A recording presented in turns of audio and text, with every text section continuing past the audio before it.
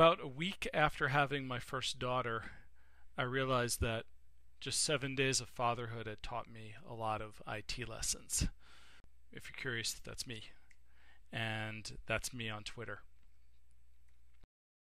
Now, of course, it's entirely possible that fatherhood didn't really teach me anything. It's just that I had some ideas about the way the world and IT work. And I'm just letting my experiences of this week confirm things I already think I know. But let's just pretend that that's not what's going on, that these are revelations. Okay, so one thing I learned is that nothing ups your clout score like becoming a parent. You post a picture of your kid to Facebook and you've tripled your clout score overnight. It's pretty fantastic. I am not a religious man, and I only bring this up so that people who, like me, are not religious will not tune out when I bring up the gospel according to Luke. A friend of mine who is a religious person, he's a Christian, sent me a video of a pastor or a preacher talking briefly about the gospel according to Luke, telling the reader that there's more things that you can do than things that you should do.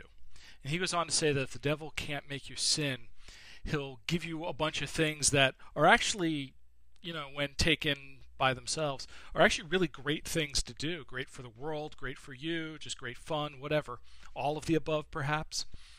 But they distract you or make you procrastinate from quote-unquote first things, the things that truly, truly matter on a very deep level. And this is something that parenthood makes you realize, I think, as your scarce time becomes scarcer than you ever imagined it could be.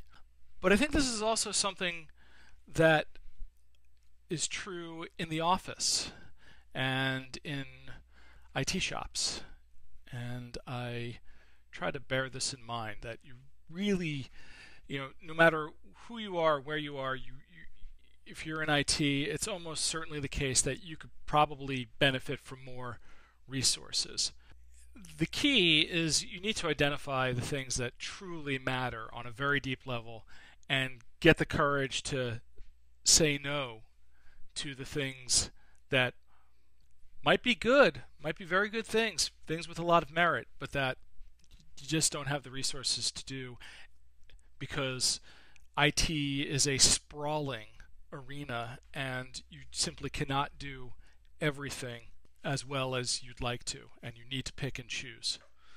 This might not apply if you are the CTO of a multi-billion-dollar multinational corporation. Maybe, but I bet it applies there as well. With parenthood, of course, there's long-term planning. You need to make sure you have a will. You need to get life insurance. Probably want to set up an education fund for your child, and so on and so forth. But really, those things are the exception. Mostly, things are a series of short-term plans, and medium-term and long-term stuff just has to work itself out. And the short-term stuff is the high-priority, important stuff that just kind of, through doing it again and again, it gets you where you need to be.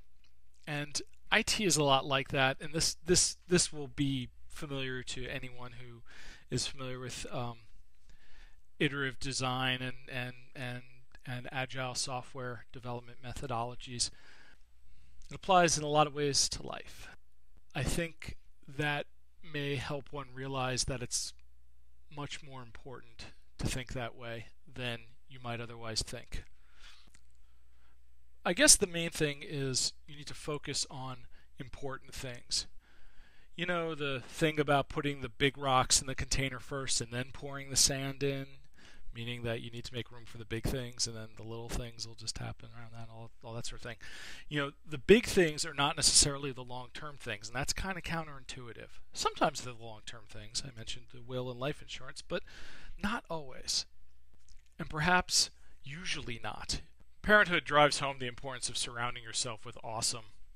At home, you can't pick your family, but as far as you do have control, with friends and so on and so forth, it's very important to exercise it.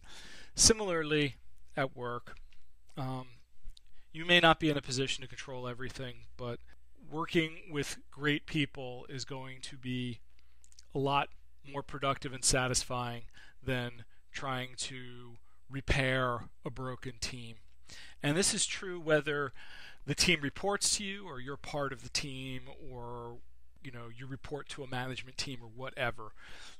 It's really important that everyone who you interact with on a day-to-day basis is amazing. And if they're not, that's something to address with short-term strategies sometimes. That short-term strategy might be, for example, to get a job somewhere else. This is my daughter Wanda. I love her very much, and she taught me these things.